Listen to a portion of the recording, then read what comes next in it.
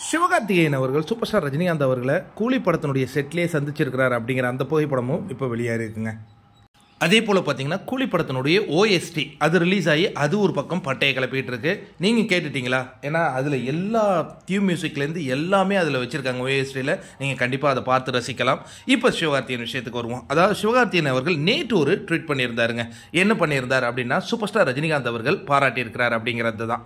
அதாவது oh my God excellent, என்ன performance, super action, அற்புதம் எஸ்கே அப்படின்னு சூப்பர் ஸ்டார் ரஜினிகாந்த் அவர்கள் மதராசி படத்தை பார்த்துட்டு பாராட்டியதாக சிவகார்த்திகேயன் அவர்கள் அவருடைய சோஷியல் மீடியா பக்கத்தில் ஷேர் பண்ணியிருந்தார். இதில் நமக்கு ஏதாவது வருத்தமானா கண்டிப்பாக நமக்கு வருத்தம் கிடையாது. ஏன்னா அவர் ஒரு தலைவருடைய ஃபேன்னு தன்னைத்தானே அறிவித்துக் கொள்கிறார். தலைவர் படம் பார்த்துட்டு வாழ்த்துக்கள் சொல்லியிருக்கார், மகிழ்ச்சி தான். ஆனால் நமக்கெல்லாம் ஒரு வருத்தம் இருக்குது. அது கண்டிப்பாக சிவகார்த்திகேயன் மாதிரி ஆட்கள் புரிஞ்சுக்கணும். அதாவது இந்த மதராசி திரைப்படம் ஒரு மிகப்பெரிய அளவில் வெற்றி படமாக அமையவில்லை. என்ன காரணம்னு பார்த்தீங்கன்னா, வசூல் ரீதியாக அந்த படம் ஒரு மிகப்பெரிய வெற்றி படமாக அமையலை. அது காரணம் என்னென்னா, ரஜினி ரசிகர்கள் பெருவாரியாக அந்த படத்தை ஆதரிக்கலை அப்படிங்கிறது தான் ஒரு நிதர்சனமான ஒரு உண்மை. ஏன் ரஜினி ரசிகர்கள் ஆதரிக்கலை அப்படின்னா, காசு கொடுத்து இந்த பாண்டா மாதிரியான ஆட்கள் கிட்ட காசு கொடுத்து விலை போய் விட்டாரே ஏஆர் முருகதாஸ். ஏன்னா அவன் அவ்வளோ பாசிட்டிவாக பேசுகிறானா, பேசுனதுக்கு பிறகு அப்படியே ட்விட்டரில் கம்பேக் முருகதாஸுங்கிறானா, உடனே இவர் போய் தேங்க்யூ பிரதருங்கிறானா. இதை பார்த்த உடனே ஒரு ரஜினி ரசிகர்களுக்கு இந்த படத்தை பார்க்க பிடிக்கலைங்கிறது நிதர்சனமான ஒரு உண்மை.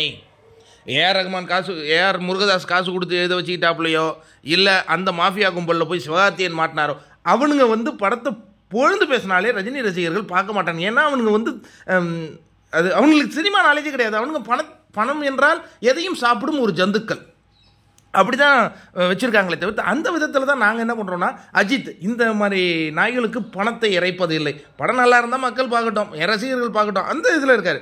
சிம்பு அதே இதில் இருக்காப்புல, அதெல்லாம் ஓகே. தனுஷ் கூட அதே மாதிரி தான் இருக்கார்.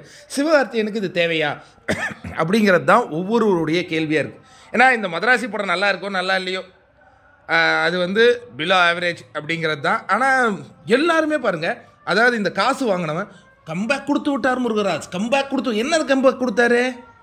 செகண்ட் ஹாஃபுக்கு அப்புறம் இது படமே இல்லை. ஃபர்ஸ்ட் ஹாஃப்லேயே அந்த படம் திட்டத்தட்ட முடிவுக்கு வருது. என்ன கம்பேக் கொடுத்துட்டாருன்னு? ஏன்னா அவன் காசு கொடுத்தா கம்பேக் இல்லை. படம் நல்லா இருந்து இப்போ அமரன் ஏன் ஓடிச்சு? நல்லா இருந்துருக்கும், ஓடுங்க, அவ்வளோதான். ஏன் அந்த காலத்திலேயே பார்த்தீங்கன்னா அவருடைய ஆரம்ப காலத்தில் வருத்தப்படாத வாலிபர் சங்கம் நல்ல சக்கப்போடு போட்டுச்சு. இவனுங்கெல்லாம் விமர்சனம் பண்ணி இவனுங்க ப்ரமோட் பண்ணி சிவகார்த்திகேயன் ஓடிச்சு. நீயும் அந்த இதில் போய் விழாதீங்க அப்படிங்கிறது தான் என்னுடைய ஒரு விஷயம். ஏன்னா இவனுங்க இப்போ எப்படி எக்ஸாம்பிள் சொல்கிறதுனா, இவங்களை பார்க்கறதாலே மக்களுக்கு யாருக்குமே பிடிக்கலப்பா. அப்புறம் ஏன் அவ்வளோ வியூஸ் போகுது? அவங்க எப்படி இன்ஃப்ளூயன்ஸாக இருக்காங்கன்னா அது வேற கதை.